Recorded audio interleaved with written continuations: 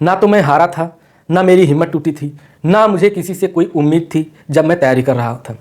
तो उम्मीदें और आशाएं ये हमेशा तकलीफ़ देती हैं, इनसे बचकर रहिएगा। किसी के लिए आप अपना ये कीमती समय ना दें किसी ऐसे इंसान को जिसकी नज़र में आपकी कीमत शून्य हो।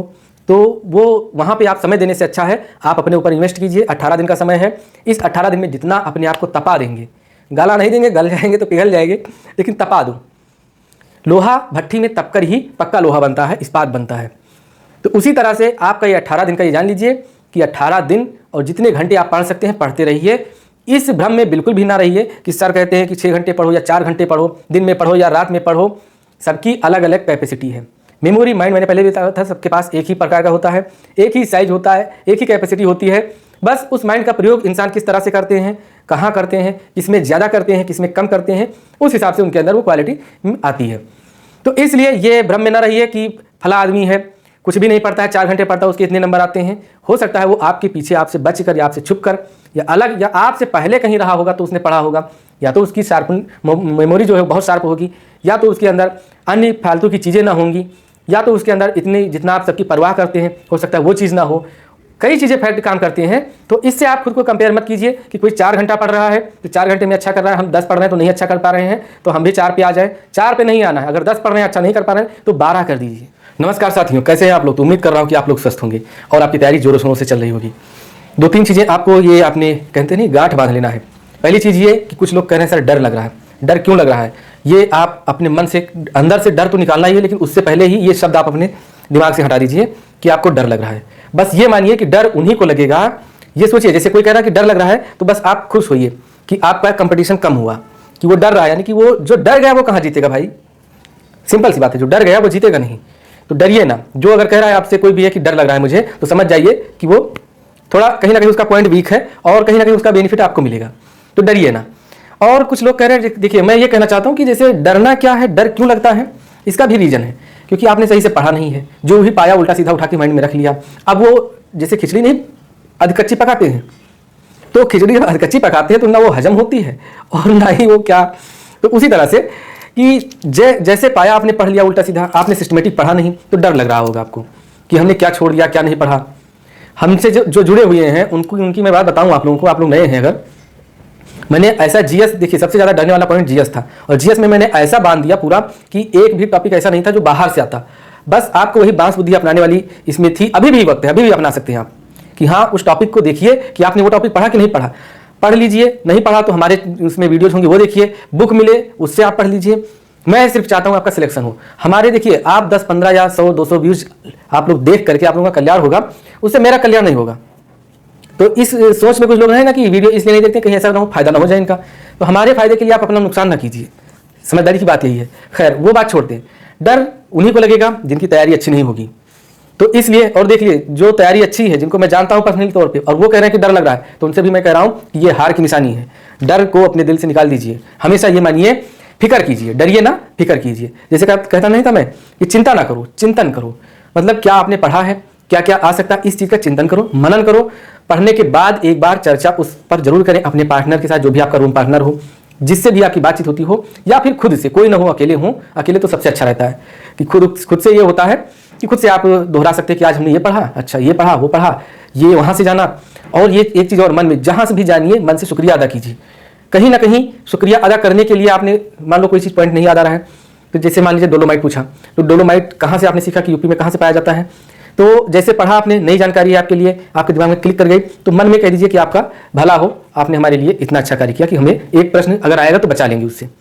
इतना कहने के बाद ये माइंड, ये पूरा सेंटेंस आपके दिमाग में क्लिक हो जाएगा। और जब भी आपके पास डोलोमाइट वाला आएगा तो कहीं ना कहीं, अगर मान लो ये नहीं आ रहा कि किस जिले में उत्पादन उसका है, या किस राज्य में है, या फिर कुछ भी आप कह लीजिए किस देश में है, कहीं का भी डेटा हो, तो ये जरूर आएगा कि अच्छा डोलोमाइट से हमने किसी को थैंक्स कहा था कि उसने सिखा दिया है। तो कहीं ना कहीं क्लिक कर जाएगा आपके माइंड में।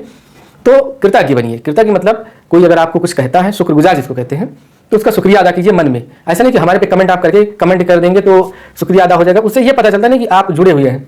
बाकी देखिए, तो भगवान से कहिए कि हाँ चलिए ठीक है, अच्छी चीज़ है, भगवान और शक्ति दे कि और अच्छा कंटेंट दे।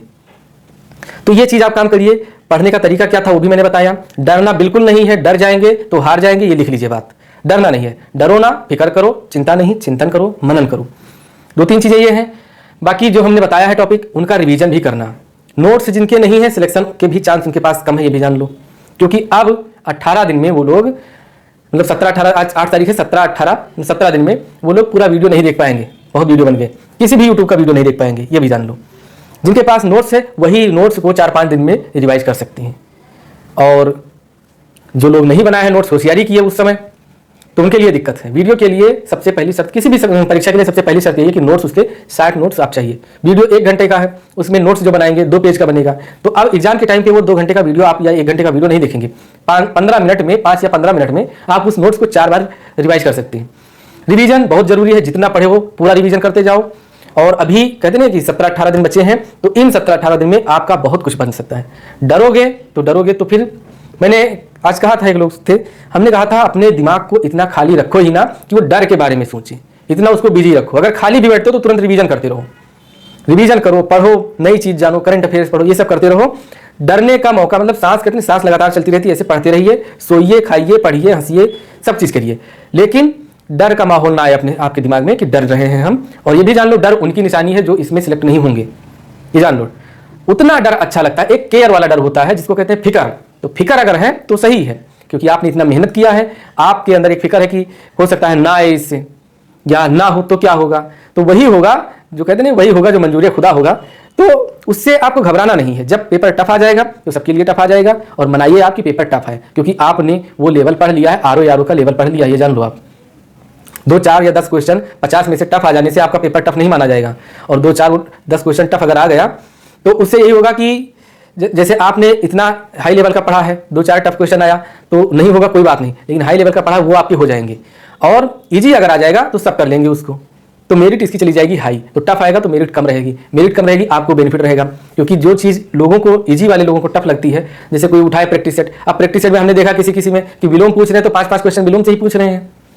तो इस तरह से प्रैक्टिस सेट में जो अब उनके प्रैक्टिस सेट में आ रहे हैं 120-130 नंबर आ रहे हैं, तो बहुत खुश हो जा रहे हैं। तो हमने कहा था प्रैक्टिस सेट अगर लगाओ तो कम से कम 3-4 पब्लिकेशन का लगा डालो, 3-4 ऐप का लगा डालो, ताकि आपको पता चले एवरेज कि आपका आ कितना रहा है। अगर इस तरह से आप अगर पढ़ेंगे तो आपका बहुत ज़्यादा फायदा होगा। प्रैक्टिस सेट लगाने से बहुत फायदा होता है।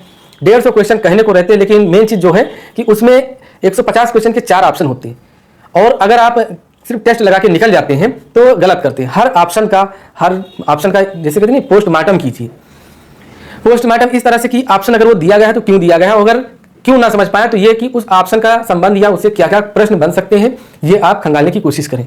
तो एक टेस्ट के मतलब चक्कर में आपके कितने क्वेश्चन रिवीजन होंगे? 150 तो होंगे, 15 चौको 60, 150 और चौके 60 कितने हो गए? तो 600 क्वेश्चन लगभग आपके हो जाएंगे, इतना आप मान के चलिए।